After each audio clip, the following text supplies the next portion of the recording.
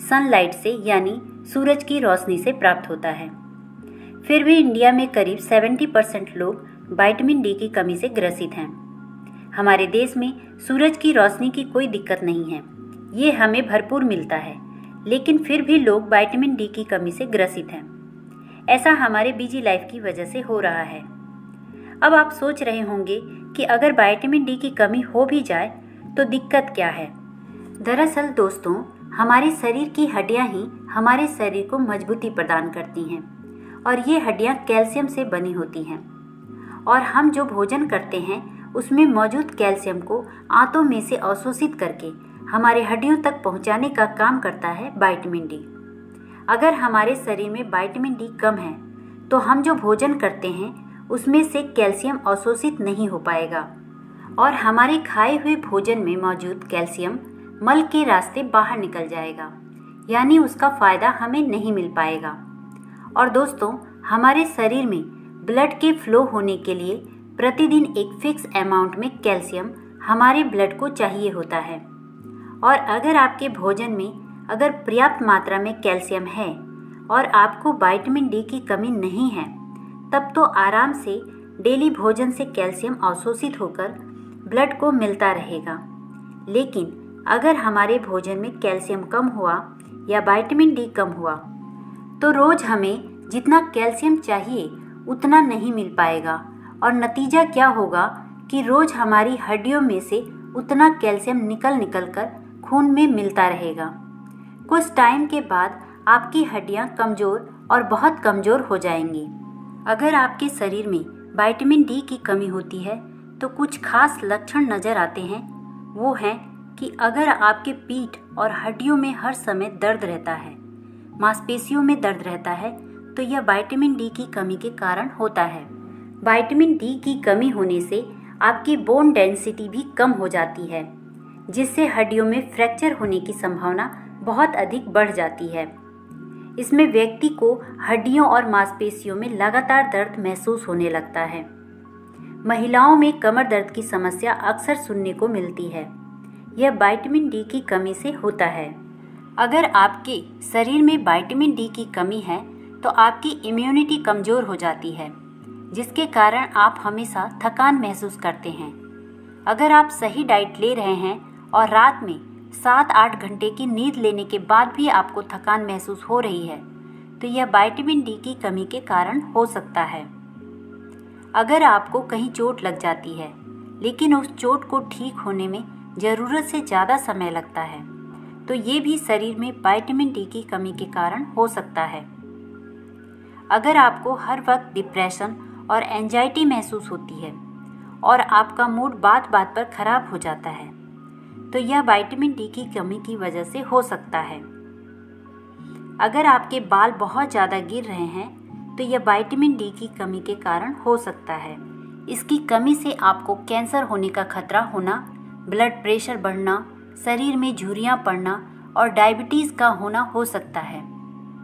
अगर आपका वजन तेज़ी से बढ़ रहा है तो यह विटामिन डी की कमी के कारण हो सकता है। तो दोस्तों, अगर आपको इन सभी लक्षणों में से कोई भी लक्षण दिखाई दे तो आप समझ जाइए कि आपको विटामिन डी की कमी है। अब आइए जान लेते हैं कि किन लोगों में विटामिन डी की कमी होती है। दोस्तों, विटामिन डी की कमी आमतौर पर पोषण की कमी है जो हर तीसरे इंसान में देखी जा सकती है। यह उन लोगों में ज़्यादा देखी जाती है जो सूर्य की रोशनी में कम बैठते हैं, जो ज़्यादातर बंद कमरों में रहते हैं, उन्हें शुद्ध वातावरण नहीं मिल पाता है। इसके अलावा जो लोग डेयरी उत्पादों जैसे दूध, दही, मक्खन, घी, पनीर आदि बहुत ही कम खाते हैं या नहीं खाते हैं, उनमें भी विटामिन डी की कमी पाई जाती है। जो लोग बीमारी की वजह से बाहर नहीं निकल पाते या जो लोग नाइट शिफ्ट में ड्यूटी करते हैं, उन्हें भी विटामिन डी की कमी हो सकती है। इसी के साथ गर्भवती महिलाएं तथा शाकाहारी लोग जो अपने आहार में पोषण से भरपूर चीज़ों को शामिल नहीं करते हैं, उनके शरीर में भी विटामिन डी की कमी पाई जाती है। विटामिन डी की कमी उन लोगों में भी होती है जो विटामिन डी से भरपूर आहार तो लेते हैं लेकिन उनका शरीर उस विटामिन को नहीं ले पाता है। दोस्तों, शरीर को केवल 10% विटामिन डी ही भोजन से मिलता है, जबकि 90% सीधे सूर्य की रोशनी से लिया जाता है। अगर आप विटामिन डी युक्त खाद्य पदार्थ खाते हैं, तब भी आपको विटामिन डी की कमी का खतरा बना रहता है, क्योंकि केवल आहार के माध्यम से विटामिन डी की पूर्ति शरीर में नहीं की जा सकती है। अगर आपको विटामिन डी की कमी होती है, तो आपको कम से कम 40 मिनट तक धूप में रोज बैठना चाहिए। इसके अलावा आप अपने भोजन में विटामिन डी से भरपूर फूड को शामिल कर सकते हैं, जैसे अंडा, संतरा, दूध, मशरूम, दही, सोया मिल्क, मीट, मछली, साबुत अनाज आदि। मार्केट में विटामिन डी के कैप्सूल उपलब्ध हैं। आप उन्हें भी अपने डॉक्टर से कंसल्ट करके ले सकते हैं। आप विटामिन डी के इंजेक्शन भी लगवा सकते हैं या सप्लीमेंट्स भी ले सकते हैं। जो सप्लीमेंट कैप्सूल या टैबलेट्स के फॉर्म में होते हैं, उनका सिर्फ 10% ही हमारे ब्लड में एब्जॉर्ब हो पाता है, क्योंकि कैप्सूल को पहले मुंह के द्वारा अपने पेट में पहुंचाना होता है और वहां से वो सिर्फ 10% एब्जॉर्ब होकर हमारे ब्लड तक पहुंच पाता है।